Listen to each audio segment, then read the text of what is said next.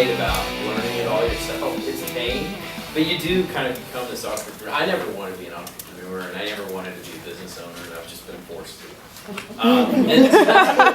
Because I'm like, well, you know, I'm a director, and I like pictures, and whatever. I don't like lawyer stuff and contracts, and you just have to, you know, I did a lot of, I was lucky because I did a lot of deals with my short films, and I got them distributed, and they kind of helped put me through school.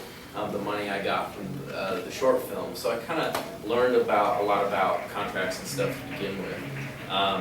But yeah, it's just tough. I think you just have to learn it. And another thing I'll say is, I think if you just do it, this is kind of like cheesy and happy thought, but if you just do what you love, and you just make something that you think is cool or funny or touching or whatever, and it's good, someone will notice it. And that's kind of sort of what happened with me. It wasn't like I was like, man, I got to figure it out, all this business stuff. It was sort of like I started with the creative.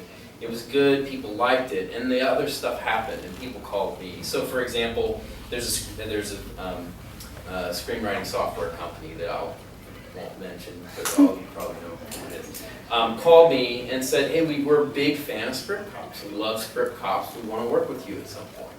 And it just made sense to partner with them when the Sony deal was done. So people will just kind of notice your work and come to you, whether it's a product or company or distributor. But people will find you. So I would start with the creative stuff and make something cool that you love. Yeah, nobody comes to town to do the accounting and to meet a payroll and to run a business. I'm creative. But ultimately that stuff has to be done in order to create the space in order to make a product and to sell that product. One of the great things about being a little bit outside the system is that you still can make something in your garage for $500 with your friends.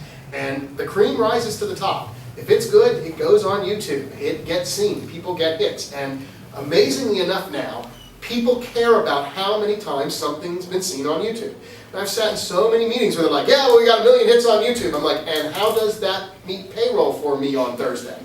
And no one can make that causal connection for me except a few big channels at YouTube. But what it does do is it makes the agent call you. It makes the lawyer call you. It gives you something when you cold call the people you need to point them to and they say, oh, wow, this is really good. Because what they're looking at is not so much, what can I do with this thing? Because, as you know, placing this kind of material is difficult and there's not necessarily a lot of money for it. They're looking at it, how can the genius I see in this be transferred into business opportunities I still have available? And so I would just encourage you to make stuff.